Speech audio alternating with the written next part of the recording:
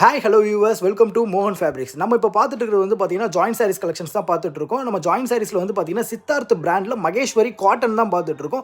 இந்த சாரீஸ் வந்து பார்த்தீங்கன்னா லுக் வைஸ் வந்து பார்த்தீங்கன்னா நல்ல ரிச் லுக்காக எலகெண்ட்டாக இருக்கும். நீங்கள் டெய்லி வியருக்கும் சரி, ஆஃபீஸ் யூஸ்க்கும் சரி, இல்லை ஃபங்க்ஷனுக்குமே இந்த மாதிரி சாரீஸை நீங்கள் வியர் பண்ணிக்கலாம். சாரீஸோட லென்த் வந்து பார்த்தீங்கன்னா 6 to 7 மீட்டர் வரும்.